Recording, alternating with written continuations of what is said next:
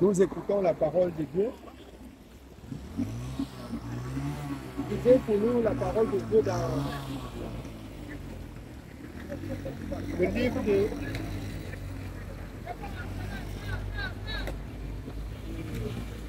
lisez Proverbe 28 à partir du verset 13. Proverbe chapitre 28 à partir du verset 13.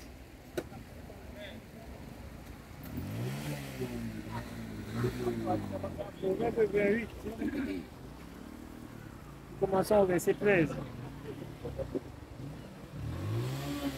Celui qui cache ses transgressions ne prospère point. Celui qui cache ses transgressions ne prospère point. Ça veut dire quoi? Au bord des eaux, si tu reconnais quelque chose que tu as mal fait, conformément à la parole que tu as écoutée, et tu caches, avec Dieu, tu ne peux pas gagner. Celui qui cache ses transgressions ne prospère point. Ta vie doit être comme ça avec Dieu. Mais si tu es droit, si tu es juste, Dieu viendra à ton aide, il te donner de comprendre encore plus ce qui est de Dieu. Oui, Mais celui qui les avoue et les délaisse obtient miséricorde. celui qui accepte, qui reconnaît et qui se repent de son tort, de sa mauvaise vie, alors celui-là obtient miséricorde, le pardon de Dieu. Oui, Heureux l'homme qui est continuellement dans la crainte, heureux celui qui s'engage pour rester continuellement dans la crainte. Tu t'engages pour rester dans la crainte. Heureux l'homme qui est continuellement dans la crainte, qui ne commence pas pour arrêter, qui ne commence pas pour abandonner, mais qui commence pour persévérer et servir Dieu. Il y aura les difficultés, mais le Seigneur a vaincu les difficultés. Toi aussi, tu dois supporter pour arriver à vaincre tout obstacle qui pourra être sur le chemin pour le servir. Oui.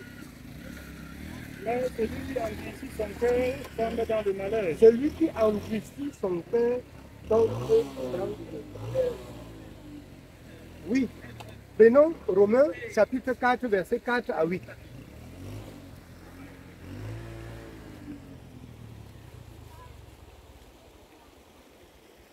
Romains chapitre 4, commençons du verset 4 au verset 8. Or, à celui qui fait une œuvre, le salaire est imputé non comme une grâce, mais comme une chose due. Et à celui qui ne fait point d'œuvre, mais qui croit en celui qui justifie l'impie, sa foi lui est imputée à justice. De même, David exprime le bonheur de l'homme à qui Dieu impute la justice sans les œuvres. Heureux ceux dont les iniquités sont pardonnées et dont les péchés sont couverts. Heureux ceux dont l'iniquité est pardonnée et que Dieu a effacé leurs péchés. David l'a exprimé. Vous avez appris aujourd'hui dans 2 Samuel 12, 13, David se repentit de son péché devant l'homme de Dieu. David a ouvert son cœur. Et c'est ainsi la parole de Dieu dans le livre de 2 Chroniques 20, 20. Lisez pour nous 2 Chroniques 20 au verset 20.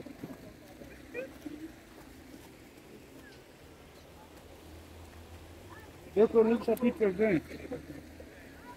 Lisons le verset 20.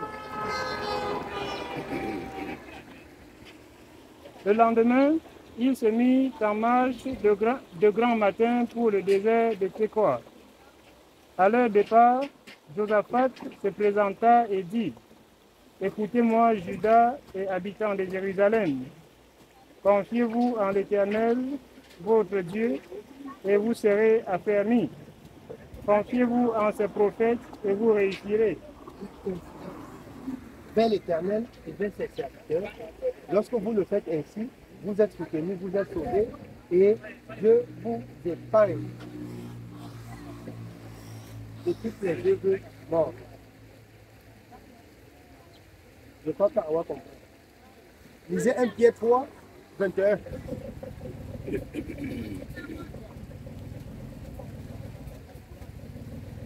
1 Pierre chapitre 3, lisons le verset 21.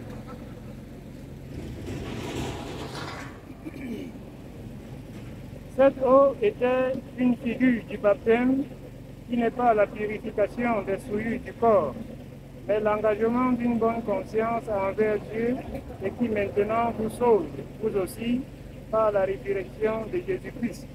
Cette eau, il n'est pas la purification de corps, mais un engagement d'une bonne conscience. Tu prends l'engagement que j'abandonne tout ce que le monde aime, pour aimer tout ce que Dieu a instauré dans sa parole. C'est ton engagement. Par la suite, ça te sauve parce que tu pratiques la justice. Si tu t'engages et tu retournes à l'injustice, tu ne peux pas être sauvé. Pour que les gens ne croient pas qu'en s'engageant à être baptisé, c'est la vie éternelle qu'on a reçue. Non.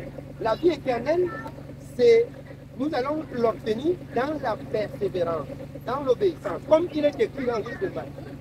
C'est celui qui va persévérer jusqu'à la fin qui sera sauvé. Prendre l'engagement et persévérer dans l'engagement qu'on a compris. Que désormais, je ne fais plus ce que je faisais, je fais ce que Dieu me demande de faire. Il te sauve par la suite.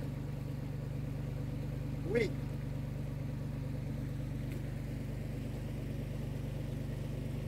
Continuons au verset 22. Il est à la droite de Dieu depuis qu'il est allé au ciel. Et que les anges... Jusque-là, ici nous allons encore retourner dans Somme 32 pour comprendre ce que David exprime dans Somme 32. Somme chapitre 32. Commençons au verset 1. Heureux celui à qui la transgression est remise, à qui le péché est pardonné. Heureux l'homme à qui l'Éternel n'impute pas d'iniquité et dans l'esprit duquel il n'y a point de fraude.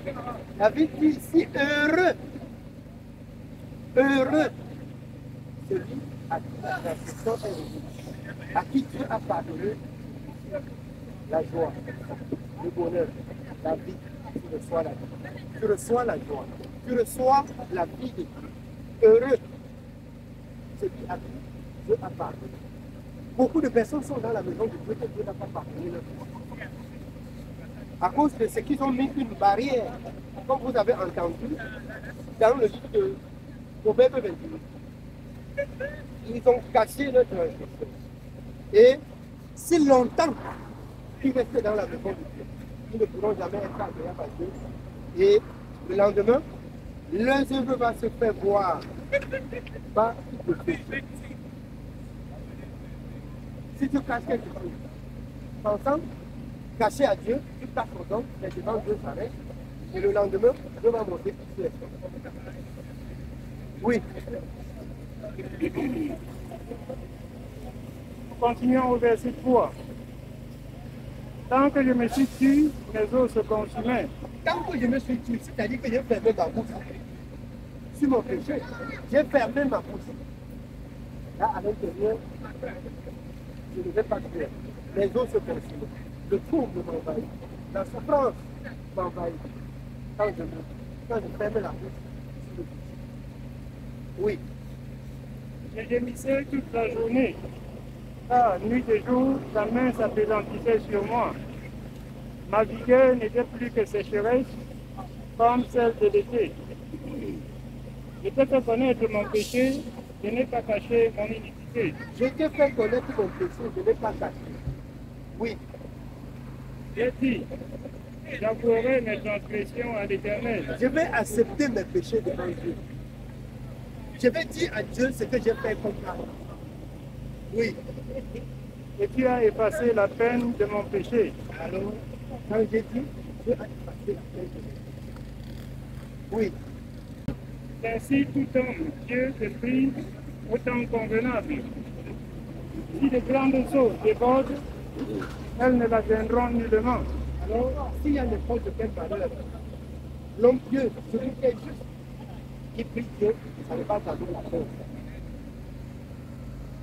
Nous allons finir avec Job 31, 33. Job chapitre 31 au verset 33. Si comme les hommes, j'ai caché mes transgressions et renfermé mes iniquités dans mon sein, parce que j'avais peur de la multitude, parce que je craignais le mépris des familles, Parce qu'on va dire, j'aurais honte de ce que j'ai fait. J'aurais honte qu'on va me regarder. Si je ferme ça, on va me... Oui. maintenant à l'écart, les innocents franchissent ma porte. Oh, qui me fera trouver quelqu'un qui m'écoute? Voilà ma défense toute signée. Mais si on cache, Dieu ne peut pas nous aider. On ne peut pas avoir la faveur de Dieu. Je crois que la parole, on a écouté la parole. Pas bien compris. En ce qui concerne la repentance, c'est entre moi et toi et le Dieu. On va aller là-bas. Hein? C'est vrai. Ou après la lecture. Amen.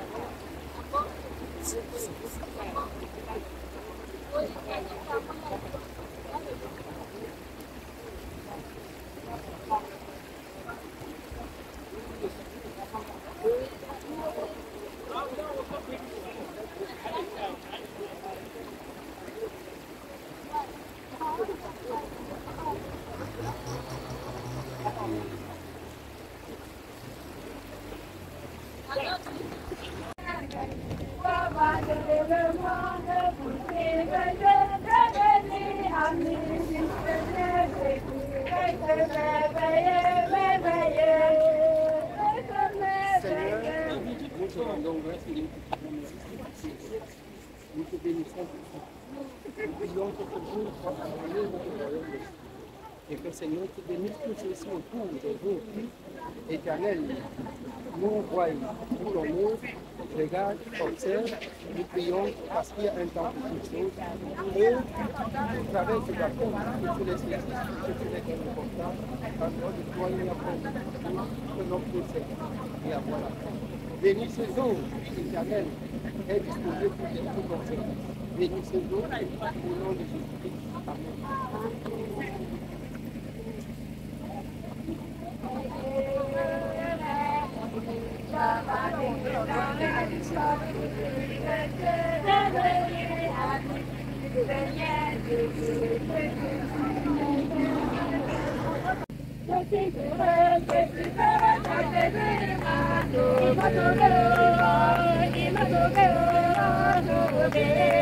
Je suis